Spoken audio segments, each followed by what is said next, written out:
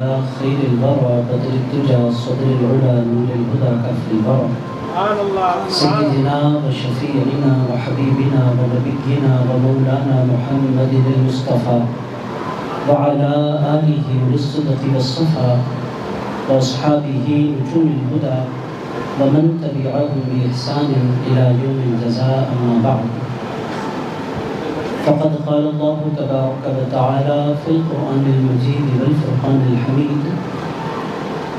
فأعوذ بالله من الشيطان الرجيم، بسم الله الرحمن الرحيم. لهم البشرى في الحياة الدنيا وفي الآخرة لا تبديل لكلمات الله ذلك هو الفوز العظيم. صدق الله العظيم. وقال الله تبارك وتعالى في شأن حبيبه ونبيه ورسوله: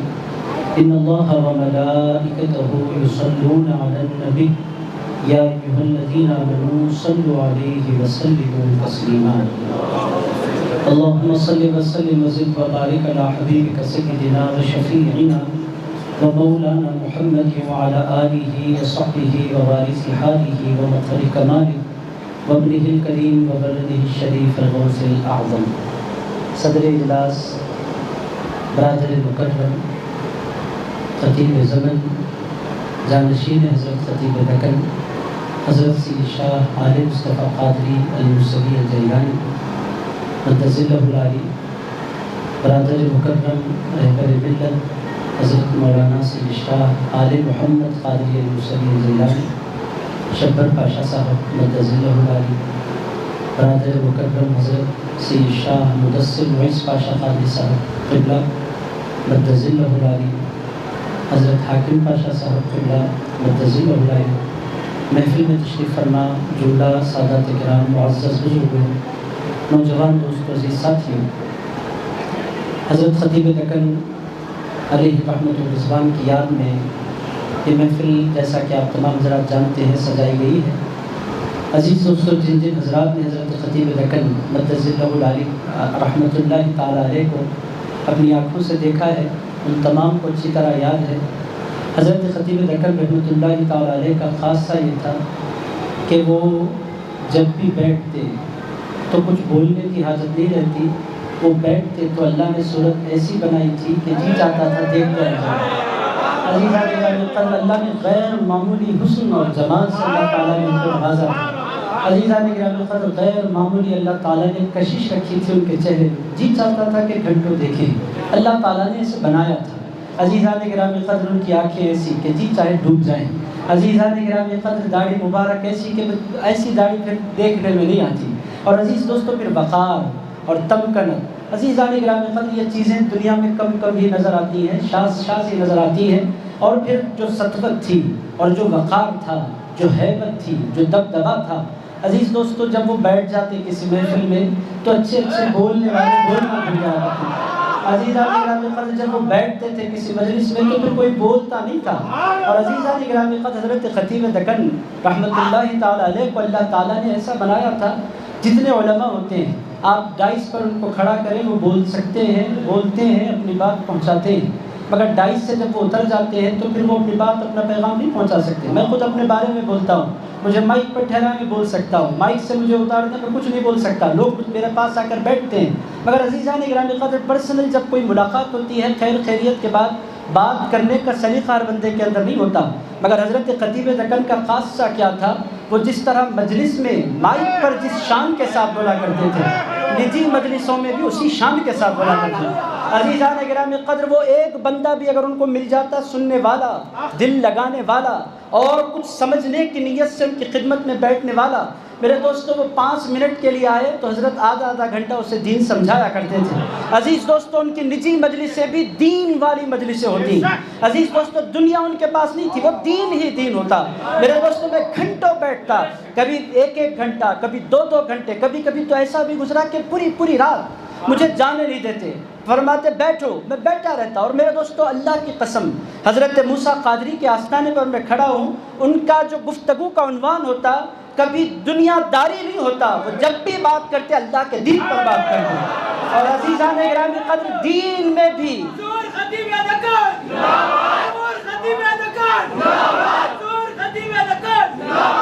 عزیزان گرامی قدر، اور دین کس کس کو سمجھاتے؟ علماء بیٹھے تو سمجھائیں، یہ پھر بھی آسان ہے، مگر عزیزان گرامی قدر جس طرح وہ عالم کو سمجھاتے اسی طرح ایک جاہل کو بھی سمجھایا کرتے۔ عزیزان گرامی قدر ان کی طبیعت کا خاصہ یہ تھا کہ ہر ایک سے بولتے، اور جو دل میں ہوتا وہ چاہتے کہ ہر سینے میں یہ دولت اتر جائے۔ عزیزان گرامی قدر جو دل میں ہوتا وہ لوگوں کے دلوں میں اتارنا، یہ حضرت خطیب دکن کا خاصہ تھا۔ عزیز دوستو، پھر ایسا بولتا ہوا میں نے، اللہ گواہ ہے، رسول اللہ گواہ ہیں، مولا علی شیر خدا گواہ ہیں، عزیزان گرامی قدر اسٹیج پر تو میں نے بہت سے بولنے والوں کو دیکھا، مگر نجی مجلسوں میں اللہ کی قسم شہزادہ غوث اعظم جیسا بولنے والا کسی کو نہیں دیکھا عزیز دوستو۔ اور وہ جب نجی مجلسوں میں نے کس کس کو نہیں دیکھا میرے دوستو، میں نام بولوں تو گڑبڑ ہو جائے، مگر اچھے اچھوں کو دیکھا۔ بعض وہ ہیں جن کو مفسر قرآن کہا جاتا ہے، بعض وہ ہیں جن کو پروفیسر کہا جاتا ہے، بعض وہ ہیں جن کو ڈاکٹر کہا جاتا ہے، بعض وہ ہیں جن کو شیخ الحدیث کہا جاتا ہے،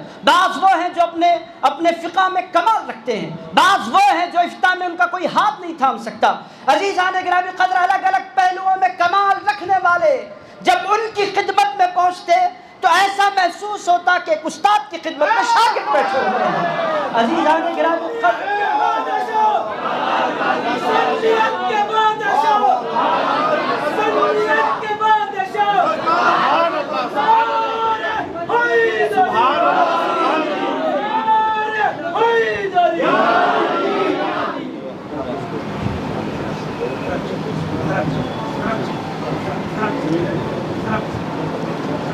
سبحان اللہ سرکار، سبحان اللہ، سبحان اللہ، سبحان اللہ، ان اللہ وملائکتہ یصلون علی النبی یا ایھا الذین آمنوا صلوا علیہ وسلموا تسلیما اللهم صل وسلم وزد وبارک علی حبیبک سیدنا وشفیعنا ومولانا محمد وعلی آلہ وصحبہ ووارث حالہ الغوث الاعظم۔ عزیزان گرامی قدر، میں عرض کر رہا ہوں کہ حضرت کو اللہ تعالیٰ نے نجی مجلسوں میں جو بولنے کا خاصہ عطا فرمایا تھا وہ تو آپ حضرات دیکھا ہی آپ حضرات نے، اور پھر اسٹیج پر جب تشریف لاتے اور مائک پر جب تشریف لاتے، عزیز دوستو اس کا تو رنگ ہی کیا ہے، میں آپ سے کیا کہوں۔ عزیز دوستو کے بولنے کی حاجت نہیں تھی، اگر وہ اسٹیج پر آ کر بیٹھ جاتے تو عزیز دوستو پھر کیسے سے کیسا بولنے والا ہو، جی نہیں چاہتا کہ اس کا کلام سنے، جی چاہتا بھائی آپ تقریر ختم کرو، ہم حضرت خطیب دکن کو سننا چاہتے ہیں۔ عزیزان گرامی قدر، بولنے کا کمال کیا تھا، لہجے میں اس قدر کشش تھی بچپنے سے۔ عزیز دوستو، میں نہیں سمجھتا کہ میں نے ہوش بھی سنبھالا ہوگا، اور حضرت خطیب دکن 3-4 سال کی میری عمر، ہر سال سرکار لاؤبالی کے عرس مبارک میں حضرت خطیب دکن رحمۃ اللہ تعالیٰ علیہ کا خطاب، اور میرے دوستو کس کیفیت کے ساتھ وہ خطاب، عزیز دوستو کس انہماک کے ساتھ وہ خطاب ہوتا، اور آواز میں کشش ایسی۔ عزیز دوستو، یہ کم لوگوں کو یہ ساری کی ساری چیزیں، حسن یہ اللہ کی جانب سے ہے، عزیزان گرامی قدر رعب یہ اللہ کی جانب سے ہے، ہیبت یہ اللہ کی جانب سے ہے، دبدبا یہ اللہ کی جانب سے ہے، عزیزان گرامی قدر۔ پھر اس کے بعد آواز بھی اللہ کا ایک بہت بڑا فضل ہے، اور پھر حضرت ارشاد فرمایا کرتے تھے آواز کے ساتھ ساتھ مسلسل چیختے رہنا کمال نہیں۔ میں جب تقریریں شروع میں کرتا تھا تو بڑے جوش کے ساتھ چیختا تھا، مجھے بلا کر فرمایا پاشا اتنا مت چیخا کرو، یا چیخنے کی ضرورت نہیں ہے، جہاں چیخنا ہے چیخو، جہاں خاموش ہونا ہے وہاں خاموش رہو، بعض مرتبہ باتیں نرمی کے ساتھ بھی بولنی ہوتی ہیں۔ تو عزیزان گرامی قدر، وہ ایک مکمل شخصیت ہے حضرت خطیب دکن۔ اور عزیز دوستو، اہل بیت اطہار رضوان اللہ تعالیٰ علیہ مجمعین، ان کے حوالے سے تو پھر حضرت خطیب دکن رحمۃ اللہ تعالیٰ علیہ کا پورے ہندوستان میں کوئی جواب نہیں۔ میرے دوستو، 30 سال بعد جو ہم نے سمجھا، حضرت خطیب دکن رحمۃ اللہ تعالیٰ علیہ نے وہی بات 30 سال پہلے بیان فرما دی۔ عزیزان گرامی قدر، مختلف تحریکوں کے بارے میں یہ تحریکیں اٹھ رہی ہیں، تم ان کا کام نہ دیکھو اور ان کے کام کے ڈھنگ کو نہ دیکھو، دیکھو تو ان کے اندر چھپا ہوا بغض اہل بیت دیکھو۔ عزیز دوستو، جب ہماری سمجھ میں نہیں آتا تھا، مجھے بڑا برا لگتا تھا، کچھ لوگ سنت کو عام کرنے میں لگے ہیں، کچھ لوگ لوگوں کو نماز پڑھانے میں لگے ہیں، کچھ لوگ لوگوں کی اصلاح کرنے میں لگے ہیں، کچھ لوگ لوگوں کے ظاہر کو سنوارنے میں لگے ہیں، اور حضرت جب جی چاہتا ہے ان پر اس قدر رقیق حملے کرتے ہیں۔ مگر عزیز دوستو، جب 30 سال پہلے ہماری عقل بہت کم تھی اور ہم نہیں سمجھ سکے تھے کہ یہ کیا ہے، مگر میرے دوستو پھر 2010 کے بعد حالات کھلتے گئے اور دنیا نے دیکھا جو 30 سال پہلے خطیب دکن نے فرمایا تھا وہ من وعن 100% درست ثابت ہوا۔ عزیز دوستو، یہ مومن کی فراست ہوتی ہے۔ آقا کائنات علیہ الصلوۃ والسلام نے ارشاد فرمایا تھا اتقوا فراست المؤمن، میرے دوستو آپ دیکھتے ہیں تو آنکھ سے دیکھتے ہیں، میں دیکھتا ہوں تو آنکھ سے دیکھتا ہوں، ہم دیکھتے ہیں تو آنکھ سے دیکھتے ہیں، ہم وہی دیکھتے ہیں جو نظر آتا ہے، مگر جو مومن ہوتا ہے وہ سر کی آنکھوں سے نہیں دیکھا کرتا، وہ دل کی آنکھوں سے دیکھا کرتا ہے۔ اللہ کے حبیب علیہ السلام ارشاد فرماتے ہیں اتقوا فراست المؤمن، لوگوں مومن کی فراست سے ڈرو، فإنه ينظر بنور اللہ، وہ سر کی آنکھوں سے نہیں دیکھا کرتا، اللہ کے نور سے دیکھا کرتا ہے۔ عزیزان گرامی قد حضرت خطیب دکن علیہ الرحمت والرضوان نے دل کی آنکھوں سے دیکھا، اللہ کے نور سے دیکھا، اور دنیا کو آگاہ کیا کہ لوگوں وہ زمانہ آ رہا ہے جس میں مولا علی شیر خدا کا نام لینا ایک جرم بن جائے گا۔ عزیزان گرامی قدر وہ زمانہ آ رہا ہے اور دنیا دیکھ رہی ہے کہ ہر ایک کا ذکر دنیا ہضم کر رہی ہے، اہل بیت اطہار کا ذکر ہضم کرنے کے لیے دنیا تیار نہیں ہے۔ جس کی زبان پر علی کا نام آئے لوگ اس کو نہ جانے کتنے فتوے لگا رہے ہیں۔ میرے دوستو یہ سب کچھ ہونے والا تھا، حضرت خطیب دکن علیہ الرحمت والرضوان نے 30 سال پہلے آگاہ فرمایا، اور اس کے بعد اپنی زندگی کے آخری 15 سال خانقاہ کے لوگوں کا ذہن بنانے اور ان کے ذہن کو تعمیر کرنے میں لگایا کہ تمہیں سمجھنا ہے، تمہیں غور کرنا ہے۔ ایک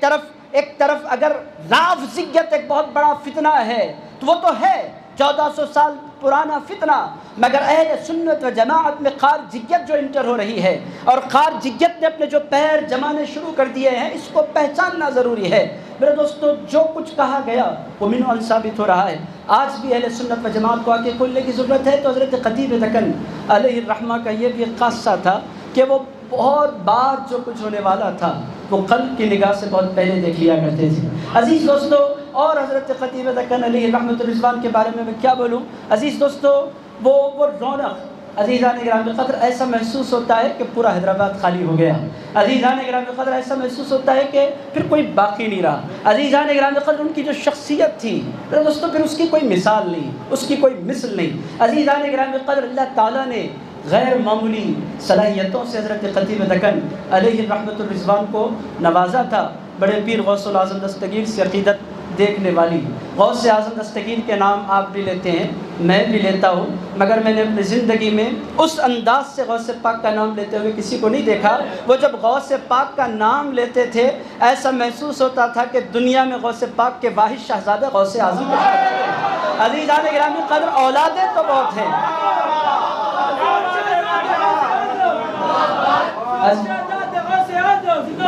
عزیزان گرامی قدر غوث اعظم دستگیر کی نسبت پر جو ناز ہے، عزیزان گرامی قدر سب غوث پاک کی اولاد بہت ہے۔ یہاں میں اب اس مجلس میں 10-12 بڑے پیر غوث الاعظم دستگیر کے پوترے بیٹھے ہیں، مگر میرے دوستو جو غوث الاعظم دستگیر کی بادشاہت کا احساس حضرت خطیب دکن کو تھا، عزیزان گرامی قدر، اور وہ جب بیٹھتے تھے ایسے بیٹھتے تھے جیسے کوئی پرنس بیٹھتا ہو۔ وہ دنیا کو بتلانا چاہتے تھے کہ لوگوں میں ختم ہونے والے بادشاہوں کا بیٹا بن کر نہیں پیدا ہوا، میں ایسے بادشاہ کا بیٹا بن کر دنیا میں آیا ہوں جو ایسا بادشاہ ہے جس نے بغداد سے اعلان فرمایا افلت شموس الاولین وشمسنا ابدا علی فلک العلا لا تغربوا۔ ارشاد فرماتے تھے کہ لوگوں دنیا کے جو بادشاہ ہیں ان کا سورج نکلتا بھی ہے ڈوبتا بھی ہے، شہزادے غوث اعظم کا بابا وہ ہے کہ اس کا سورج نکلا تو ہے قیامت تک ڈوب نہیں سکتا۔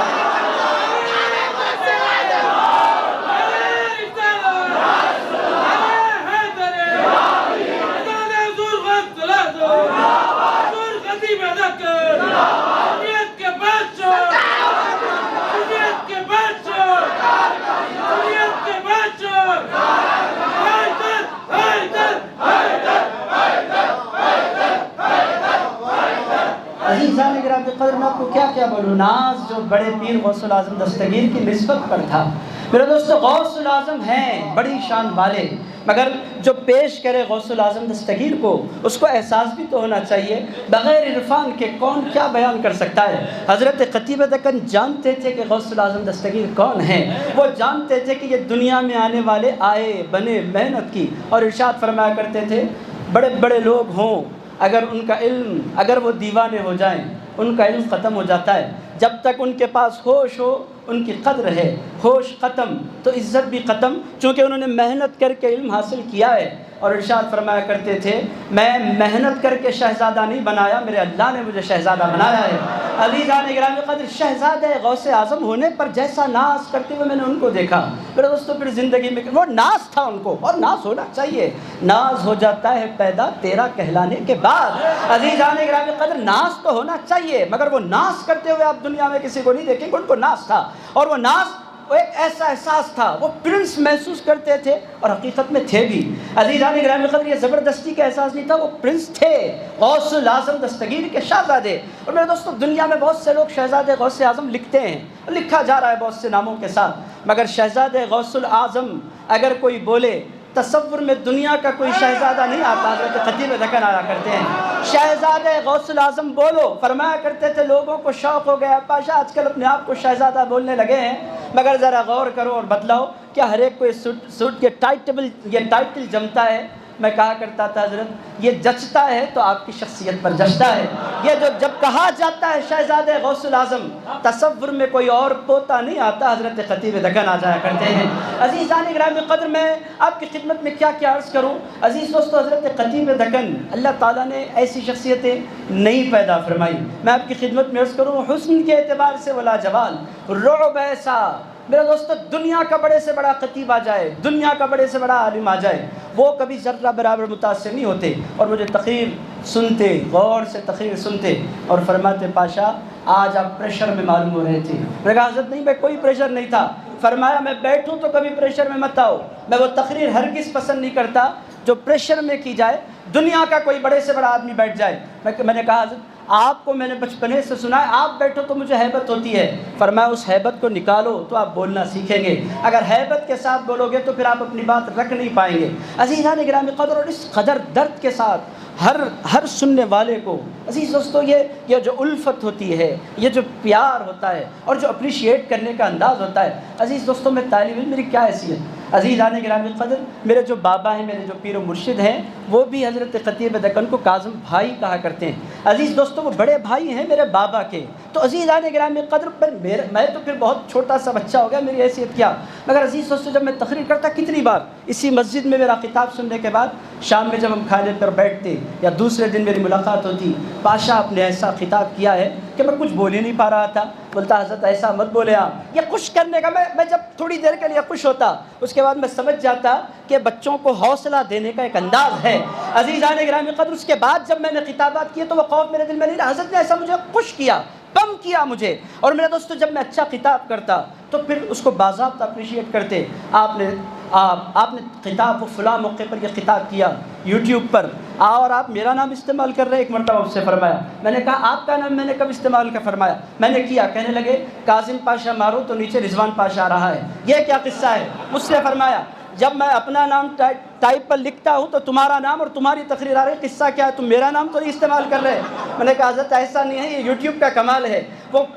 کاظم کو بھی ہٹا دیتا ہے، رضوان کو بھی ہٹا دیتا ہے، پاشا کو کیچ کر کے میری تقریر بھی آپ کے ساتھ ڈال دیتا ہے، میں نے کوئی شرارت نہیں کی، فرمایا میں مذاق کر رہا تھا، یہ کوئی سیریس تم سے بات میں نہیں کر رہا تھا۔ عزیز دوستو یہ شفقت تھی، یہ انداز تھا، اور میرے دوستو کلام ایسا کلام کہ بس جی چاہتا ہے سنتے رہ جائیں۔ عزیز دوستو گفتگو ایسی کہ جو کانوں سے ٹکرا کر نہیں رہ جاتی، جو کانوں سے ٹکرا کر دل کے اندر اتر جایا کرتی ہے۔ عزیزان گرامی قدر، کلام ایسا کہ ایسا کلام پھر کم لوگوں کا تو بہرحال۔ عزیز دوستو آج خصوصی خطاب رہبر ملت حضرت شبر پاشا صاحب مدذ اللہ العالی کا ہونا ہے، ورنہ میں تو چاہوں تو گھنٹوں بولوں۔ حضرت خطیب دکن میری پسندیدہ شخصیات میں سے ہے۔ عزیزان گرامی قدر، جن کو میں نے سنا بہت، سمجھا بہت، پڑھا بہت، اور عزیزان گرامی قدر جن سے میں نے سیکھا بہت، اور پوری دنیا مجھے آج کل ترجمان قادریت کہہ رہی ہے، ترجمان قادریت میں بنا نہیں، ترجمان قادریت مجھے حضرت خطیب دکن نے بنایا ہے۔ عزیزان گرامی قدر، انہوں نے مجھے باضابطہ ٹائٹل دی، نہ صرف ٹائٹل دی بلکہ سرٹیفکیٹ بھی دیا،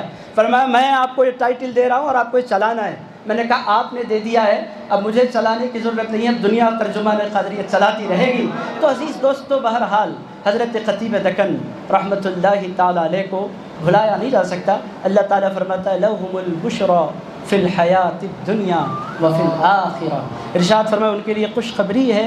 دنیا میں بھی اور آخرت میں بھی جو اللہ والے ہوتے ہیں ان کی دنیا بھی لاجواب ہوتی ہے اور ان کی آخرت بھی لاجواب ہوتی ہے۔ آج کس شان کے ساتھ وہ آرام فرمائے۔ ایک طرف حضرت پیر شاہ محی الدین ثانی ہیں۔ عزیز دوستو، سرکار پیر شاہ محی الدین ثانی کون ہے؟ میرے دوستو، آپ تمام حضرات جانتے ہیں یہ پیر شاہ محی الدین ثانی وہ ہیں جن سے سرکار پیران پیر غوث العظم دستگیر نے فرمایا تھا، محی الدین ذرا اپنی شکل تو دیکھو، تمہاری صورت ہو بہو مجھ جیسی ہے۔ عزیزان گرامی قدر، یہ پیچھے حضرت پیر شاہ محی الدین ثانی آرام فرما رہے ہیں، اس جانب دیکھیں حضرت سرکار سیدنا موسیٰ قادری آرام فرما رہے ہیں، اور عزیزان گرامی قدر ان دونوں کے درمیان ان دونوں کا شہزادہ حضرت قطیب دکن آرام فرما رہے ہیں۔ تو عزیزان گرامی قدر جگہ بھی اللہ تعالیٰ نے دی تو بے مثال دی، اور عزیزان گرامی قدر اپنے بزرگوں سے نسبتوں کا عالم کیا، اگر وہ چاہتے تو بہت بڑی ان کی درگاہ بن سکتی تھی، اگر انہوں نے فرمایا مجھے اپنی درگاہ نہیں بنانی ہے، مجھے اپنے بزرگوں کے قدموں میں دفن ہونا ہے، یہ بزرگوں سے ان کی نسبت تھی، ورنہ اتنے غلام ان کے پھیلے ہوئے پورے ہندوستان میں کوئی بھی علاقے میں ایکڑوں پر ان کی درگاہ تعمیر ہو سکتی تھی، مگر فرمایا مجھے درگاہ نہیں چاہیے، مجھے اپنے بزرگوں کے قدم چاہیے۔ یہ حضرات